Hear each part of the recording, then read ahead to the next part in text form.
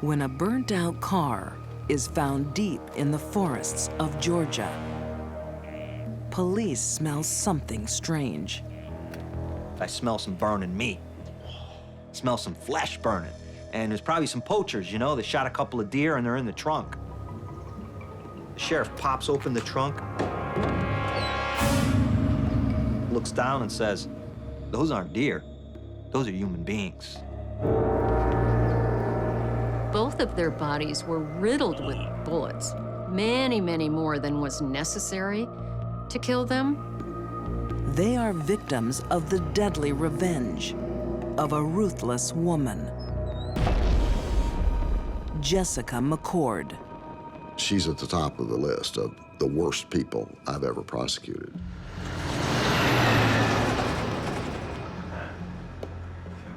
The first time Alan Bates kisses Jessica McCord, his life is set on a dangerous course. The easygoing boy from a good family has become her prey. Jessica sets her sights on this guy, and that's it. That's my golden ticket for life. There's my white picket fence, my long days on the couch watching soap operas while I'm having his babies. Jessica is soon pregnant. Alan decides to marry her. His family can't believe it. We never imagined that he would end up with someone like that. Never. To Alan's brothers, Kevin and Robert Bates, this looks anything but a perfect match. It definitely feels like she was controlling from the beginning. If you wanted me, you would have taken that phone call. What the hell found you? Don't touch me, I said. She definitely seemed to have, or seemed to assert, a certain control over Alan and his thoughts and what he would want to do and how he would spend his time. As the years pass, Jessica's behavior gets worse. Okay, y'all want to pack that up now and start your homework? We're fine. Jessica was really the instigator of the arguments and the fights. I said, pack the puppets away and do your homework. Alan continually wanted to work on things. Alan was a Christian. He was dedicated to this marriage. He was dedicated to raising a good family, no matter what she did to him, it seemed. I'll just go back to cooking the dinner like I always do, and you can sit down and But Jessica just couldn't be happy enough. you can go to your theater. These aren't just mood swings. She suffers from borderline personality disorder and narcissism. Quick to anger, self-obsessed, dangerous. Jessica is the wife from hell. A combination of somebody with borderline personality disorder and narcissistic personality disorder would be someone that would be almost impossible to be around on a daily basis. It would be the classic, it's all about me when it comes to that person. After years of heartache and turmoil, Alan can see only one way out: divorce. What the hell? You're not leaving. Alan really is at his wit's end. He can't take it anymore. Not leaving. Yeah, you just watch me. You just watch me then. She's starting to get violent. She comes at him with a butcher knife one day. And she goes to stab him, and he slams the door, and boing, she stabs the door instead. Divorce is no escape. Instead, it triggers something far worse. People with Jessica's personality disorders are not the kind of people that are going to be able to sit down with a spouse and work out the issues of a divorce or separation and child custody issues. Not at all. Nothing will make her happy. When she gets what she wants, she'll want more. Vengeful Jessica declares war on Alan. The children are her weapons. Jessica really begins to torment this guy with his children, using these children really, as pawns in this game of chess. Author M. William Phelps says Jessica is a master of mind games. Visits would be planned with his children, and they wouldn't be there. He'd try to call him on a telephone. Jessica would say you can't talk to him. He's not coming. Meanwhile, she turns around and tells the kids, see, he never calls you. He doesn't want to visit you. Ain't your daddy here yet? She's a narcissist, and she enjoyed that their life was her stage. And the players in this drama were Alan and those kids. And she had control over it all. That's one thing that Jessica loved to have, and that's control. You said I'll be able to see the kids. When a court gives Alan access, she ignores it. Well, I don't know, maybe next week? You know. Nothing that the court said was ever going to influence Jessica's decision to even let him see the girls. I want to see the kids. She went as far as to try to change their names and put them in a different school. And then when we found out where they were, then she pulled them out and homeschooled them. And it was all in a kind of a desperate attempt to hide them from him. The court will not be defied, and Jessica is briefly jailed for contempt. She makes a terrible promise. Someone has to pay. Whatever Jessica wanted, Jessica was going to get. And if it required murder, that was fine.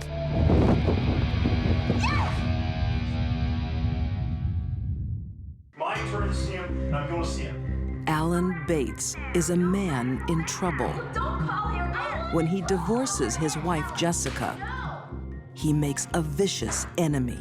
It's over a 6-year period of time where in and out of court, he's fighting her for custody, he's fighting her just to see the kids. Alan makes a fresh start with new wife, Tara. I definitely feel that Tara was Alan's soulmate. She brought new life back into Alan when she came into his life.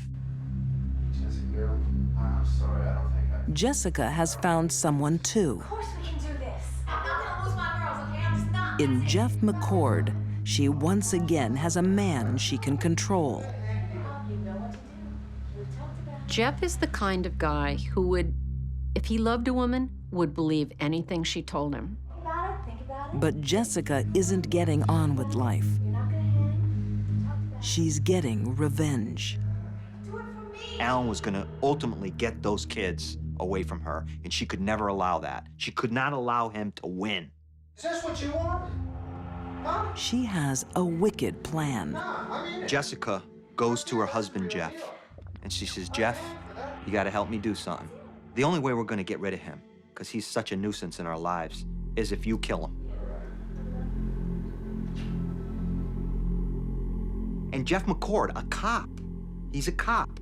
His job every day is to save lives, keep justice, and stop violence. Says, well, we gotta come up with a plan.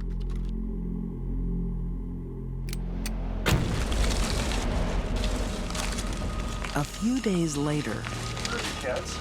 as planned, Alan and Tara arrive to pick up the children Hey. Hey, where are the kids? Oh, they're inside. The girls and want walk to- straight into a death trap. Come on. Come on, man. Come on.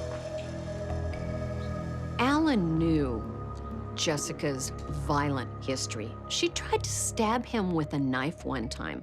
I'm surprised, really surprised, he went into her home. I don't think he would have entered that home had it not been the lure that his children were going to put on a show for him. Okay, y'all want to come downstairs here? Thought it'd be nice to have a little play at the Jessica invites them into the living room and says, sit down on the couch. The kids are upstairs. We'll just let the girls know you're here. Kids weren't even at the house at the time. Another lie. Okay, they won't be long. You know, the girls have actually been quite sick.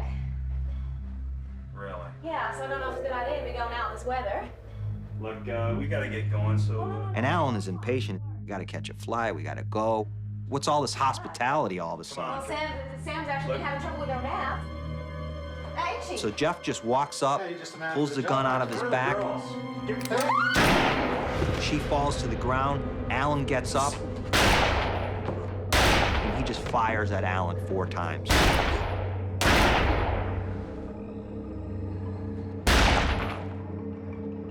While Jessica sits and watches this murder unfold in front of her eyes, a murder she planned.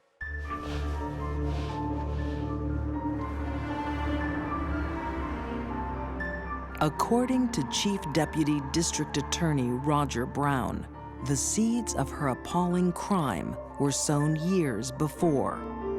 She grew up in a broken home. Her mother and father were divorced, and her father was abusive, physically abusive to her and to her mother. He wound up killing a woman in Tennessee. I don't necessarily believe in the bad seed, but maybe she got it. With 2 bodies in the trunk, the killers make a late-night dash across the state line into Georgia. They pull the car into a field. They pour the gasoline around the car. On the car, in the trunk, open the trunk. They pour the gasoline on the bodies. They pour the gasoline on the seats of the car. Jeff goes over and he lights a paper towel and he throws it in the car. Nothing happens. So then Jessica goes over and takes care of it herself. She lights another paper towel, puts it in there, and it kind of... This car was just engulfed in flames. Jessica's arrogance will be her undoing. It is a misconception, as a rule, that you can burn a body by just pouring a little accelerant over it, such as gasoline or diesel fuel, and burning it. Because you see, when we use gasoline or diesel fuel, the temperature gets to 800 or 900 degrees. Temperatures of 1,500 degrees for a period of several hours are required to cremate a body, to reduce it to just ash. And most individuals do not tend to fire for that length of time. The bodies survive the blaze, along with a bullet and a scrap of paper towel with a distinctive design. Retired Detective Laura Brignac says police find another vital clue.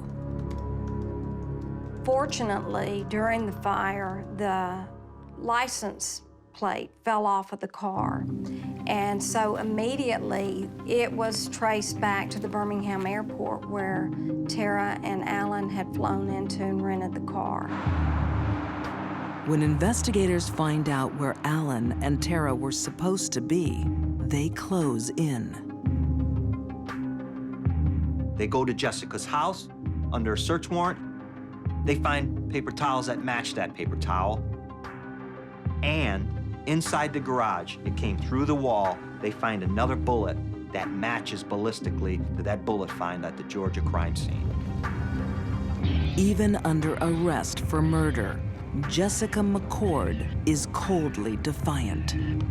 She was very cool and collected about it and gave off an impression that I will regain control and I'll win in the end. Jessica McCord is one of the most vicious, cold-hearted criminals that I've ever dealt with. I prosecuted hundreds of murder cases, some very mean and bad people. Jessica McCord is at the top of the list because she's truly evil. Jessica and Jeff are found guilty of murder and sentenced to life. For Jessica, there's no chance of parole. She will die in jail. This is a very sad story because from the moment Alan met Jessica as a teenage boy, it set his life on a path to destruction. She took something from our family that was very dear to us for really no good reason. I think that what she did to her kids, to take their father away from them in such a manner, was the cruelest thing. They were truly the most innocent victims in the whole thing.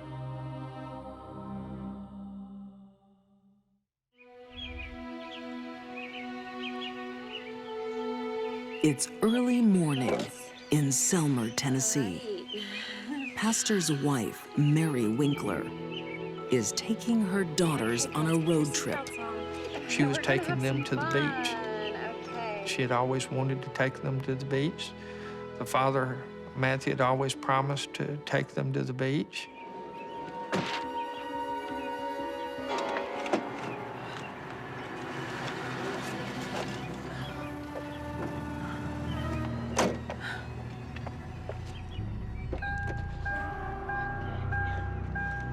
Okay, girls.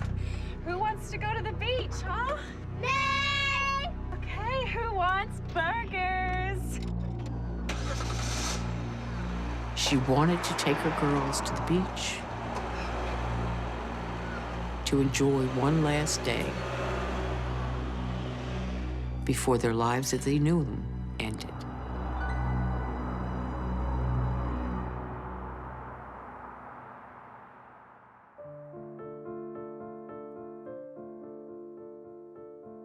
When the Winkler family is missing from church that night, Hello, Matthew? Mary? elders go to their home to find out why. Everything looks in place. It's quiet. There doesn't seem to be any reason to be concerned. Matthew? Mary? Matthew? Until they walk into the marital bedroom. Matthew? Drew, quick, come in here! And there they find the body of their preacher laying dead and cold on the floor.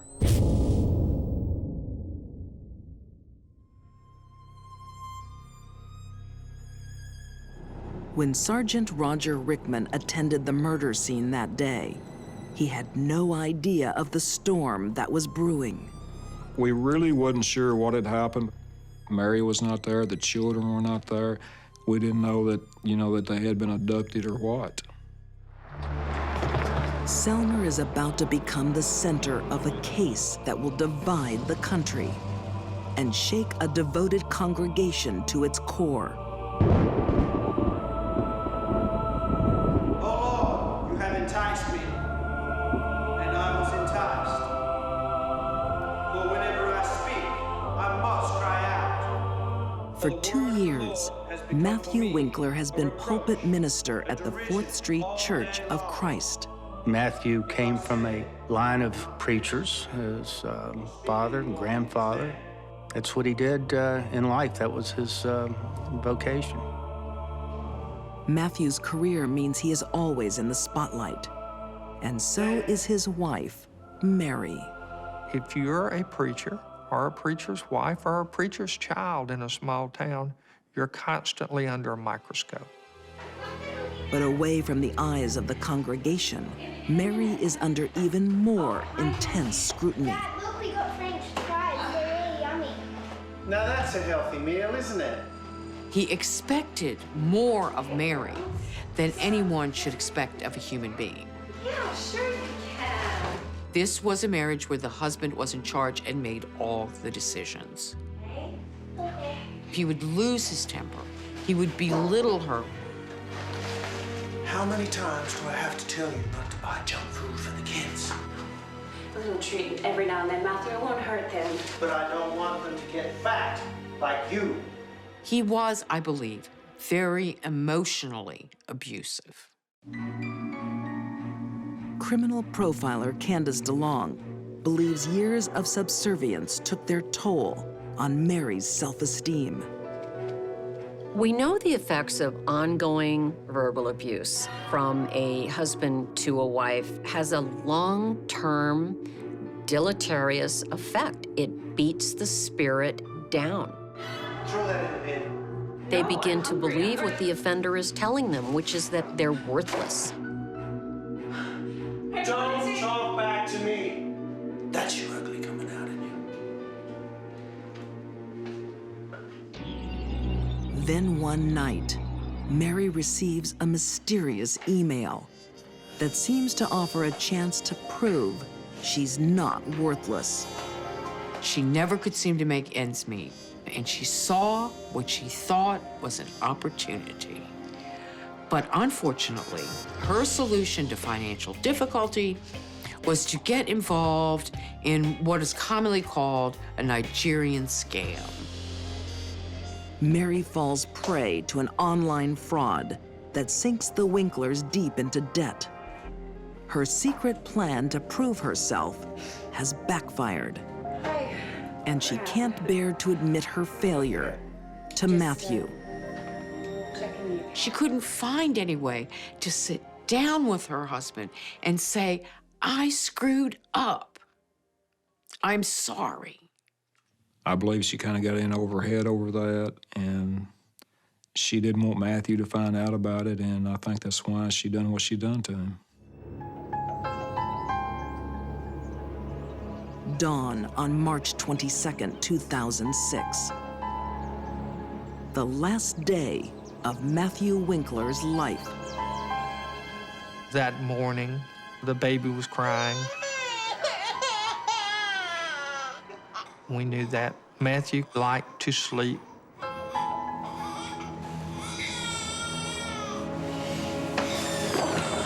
He kicks her out of the bed and go make the baby shut up. Horrified, Mary's protective instinct takes over. Mary said that he suffocated the baby. That was Mary's choice of words.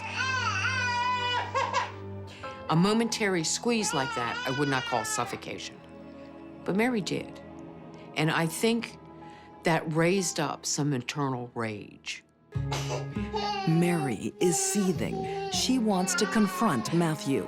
I think she was at her wit's end, and now she wasn't the one being punished. Her children were being punished.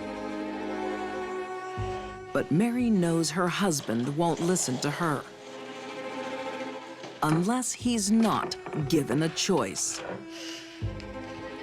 She said that he always said that a shotgun like the one he had would make a hole this big in you. And that made her think that a shotgun would get his attention. Get up. Get up, Matthew. I want to talk. I want to talk.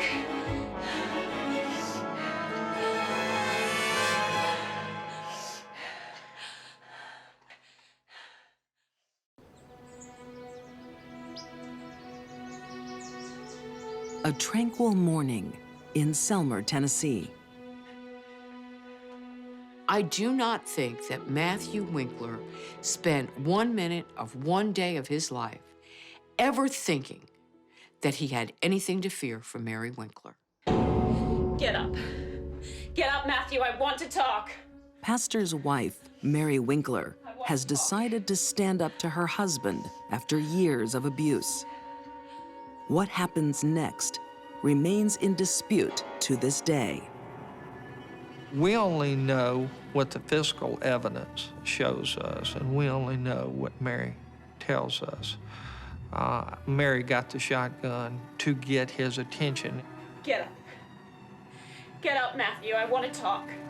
It's possible when Mary was holding the shotgun on Matthew that she did not intend to kill him, possibly that she was intending to scare him, taking back her own life. It is entirely possible that was her intention. Things didn't work out that way.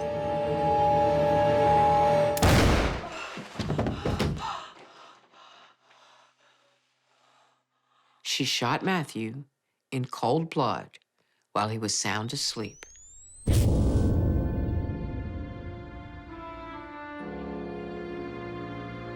In my opinion, he never got out of bed. She just come in there in cold-blooded murder and shot him. But that's not the way Mary's defense team sees the shooting. There were some pillows on the floor where he had kicked her out of the bed earlier that morning. And I believe that she lost her footing. Get up, Matthew, I want to talk. Finger was on the trigger, and it went off unintentionally. Did she intentionally shoot him? I don't know. I can't say. I don't believe she did. I believe that our theory was that she either lost her balance standing on some pillows that he had kicked off the floor, or she went into some type of catatonic state and shot him and doesn't remember shooting him. Investigators later find the telephone disconnected. The telephone had been unplugged from the wall, in my opinion, to keep him from calling 911. Taking the shotgun, Mary leaves her husband to die. Then she took her 3 little girls, packed them into their car, and hit the road. For 2 days, America holds its breath, fearing the worst for Mary and her kids. The search for them ends in Orange Beach, Alabama. There was no one holding Mary. There was no one threatening her girls. It was just Mary and her 3 little girls at the beach. It was time for Mary to answer for what she'd done. Just place your left hand on the Bible and raise your right hand. Put on trial for her husband's murder. It is Mary who will emerge as the victim.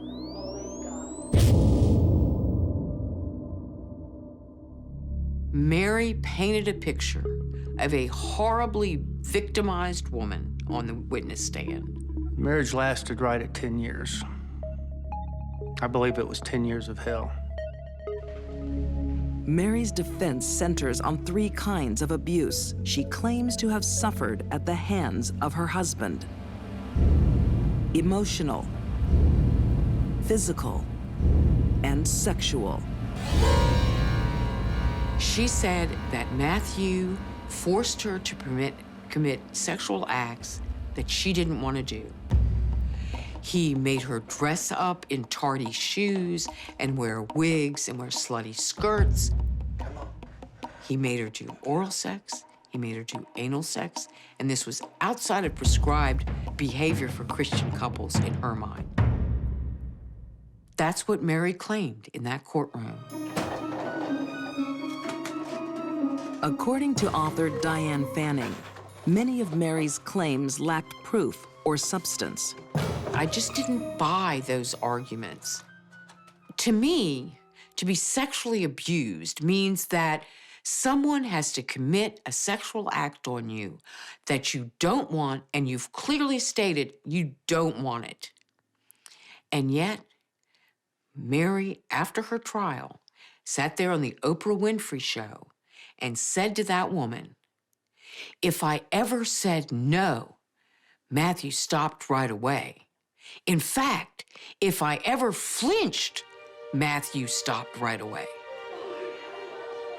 As proof of physical abuse, Mary points to a black eye she had suffered in previous months. One time she was playing softball and a ball bounced up and hit her. Well, it hit her in the facial area. She had told us that later on he had jabbed her in that same area. Have you seen my Mary's eye? Hopefully she learned to keep her eye on the ball. Actually, I don't believe very much of anything she said in the trial. I think it was all made up, prefabricated, and the jury bought into it. The jury's verdict will be one of the most controversial in Tennessee history. They kicked out first-degree murder. They even kicked out second-degree murder. They settled on a manslaughter charge. And then the judge pronounced the verdict. He gave her 3-year sentence, but he made 2 of it on probation. Then he took away the time she served in jail before she got out on bail. And suddenly Mary had a sentence of 61 days remaining to serve. So Mary, who shot her sleeping husband in the back, would serve 2 months in prison, and part of it in a mental health facility, and nothing more. Mary got away with murder. For defense attorneys Leslie Ballin and Steve Faris, the verdict is a triumph of justice. It was an outstanding outcome. We took a person who had no voice in the system, and we spoke for her. We gave her what I believe was a good defense, an honest defense, a true defense, and we saved her life. Today, Mary has custody of her 3 children and has begun a new life. It's a happy family, certainly one without a father in the house, but she is doing great now, just super. I describe Mary as a cold, calculated murderer. She premeditated Matthew Winkler's murder, and she followed through with it. I'm actually today still concerned for her kids because, you know, if she could do this to her husband, she could do anything. America remains divided about Mary Winkler. Is she a battered wife who killed by mistake? Or a cold-hearted murderer who remains dangerous?